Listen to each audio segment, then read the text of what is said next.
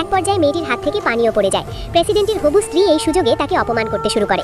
সেভাবে মেয়েটির পক্ষে এত দামি জিনিসের ক্ষতিপূরণ দেওয়া সম্ভব নয়। তখন অতিথিদের মধ্যে কেউ একজন মেয়েটিকে চিনে ফেলে এবং বলে এ তো সেই মেয়ে যে একসময় প্রেসিডেন্টকে ছেড়ে চলে গিয়েছিল। সঙ্গে সঙ্গে সবাই তাকে নিয়ে অপমানজনক কথা বলতে শুরু করে। প্রেসিডেন্টও অবাক হয়ে তার মুখের মাস্ক খুলে দেয়। 7 বছর পর তাদের আবার দেখা হলো, আর সেটাও তার নিজের বিয়ের অনুষ্ঠানে। প্রেসিডেন্ট মনে করে সে হয়তো তার সাফল্য দেখে আবার ফিরে এসেছে এবং আগের মতোই সহানুভূতি আদায় করতে চাইছে। কিন্তু মেয়েটির একমাত্র উদ্দেশ্য ছিল ক্ষতিপূরণের টাকা দিয়ে দ্রুত এখান থেকে চলে যাওয়া। প্রেসিডেন্ট তাকে বলে, তুমি এই টাকা কোনোদিনই শোধ করতে পারবে না। এত বছর পরেও কেন এসব পুরনো ছবি রেখে দিয়েছো? আমাকে উত্তর দাও। সে মনে করে মেয়েটি পুরনো ছবি রেখে তাকে আবেগপ্রবণ করে আবার ক্ষমা পাওয়ার চেষ্টা করছে। তার হবু স্ত্রীও পরিস্থিতিতে আগুনে ঘি ঢালে এবং মেয়েটিকে টাকার লোভী বলে অপমান করে। প্রেসিডেন্ট তার সত্যিকারের উদ্দেশ্য পরীক্ষা করার জন্য তাকে একটি দামি ঘড়ি ও মোবাইলের মধ্যে যে কোনো একটি বেছে নিতে বলে।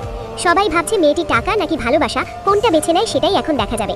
কিন্তু মেয়েটি তার জীবন আর বিরক্ত না করতে চেয়ে ঘড়িটিই বেছে নেয়। এতে প্রেসিডেন্টের শেষটুকু বিশ্বাসও ভেঙে যায়। তার মনে মেয়েটির প্রতি আরও ঘৃণা তৈরি হয়। সে জানতো মেয়েটি পানি ভয় পায়, তাই ইচ্ছা করেই ঘড়িটি সুইমিং পুলে ফেলে দেয়। সে ঘোষণা করে, ঘড়িটি তুলে আনতে পারলে তোমাকে আর কোনো ক্ষতিপূরণ দিতে হবে না। তখন মেয়েটি বলে, আমাকে 3 মিলিয়ন টাকা দিলে আমি পানিতে নামবো। 3 মিলিয়ন টাকা পেলেই তার মেয়ের অপারেশনের খরচ মিটে যাবে, আর কিছু টাকা বেঁচে থাকলে সে মারা যাওয়ার পরও তার মেয়ের জীবনটা হয়তো একটু ভালোভাবে চলবে। অতিথিরা তাকে টাকার লোভী বলে হাসাহাসি করতে থাকে। প্রেসিডেন্ট আরও অপমান করে বলে, যদি কাপড় খুলে পানিতে নামতে পারো তাহলে 3 মিলিয়ন টাকা দেব। সে ভেবেছিল মেয়েটি অপমান সহ্য করতে না পেরে পিছিয়ে যাবে, কিন্তু মেয়ের চিকিৎসার কথা ভেবে কোনো দ্বিধা না করে সুইমিং পুলের দিকে এগিয়ে যায়। এদিকে লোকজন এই ঘটনার ভিডিও ইন্টারনেটে ছড়িয়ে দিতে যাচ্ছিল।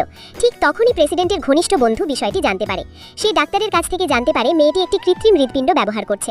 পানিতে নামলে সেটির সংযোগ বিচ্ছিন্ন হয়ে তার জীবন বিপন্ন হতে পারে। বন্ধু দ্রুত প্রেসিডেন্টকে ফোন করে, কিন্তু সে ফোন ধরছিল না। অন্যদিকে সবাই তখনও মেয়েটিকে নিয়ে হাসাহাসি করছিল।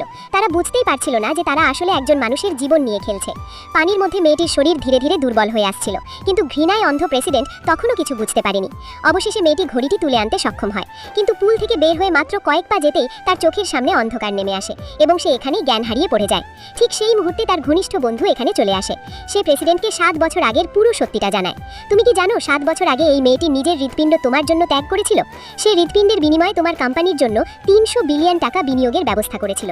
প্রেসিডেন্ট স্তব্ধ হয়ে যায়। সে এত বছর যাকে ঘৃণা করে এসেছে সেই মেয়েটি আসলে তার জীবন এবং ভবিষ্যৎ বাঁচাতে নিজের জীবন উৎসর্গ করেছিল।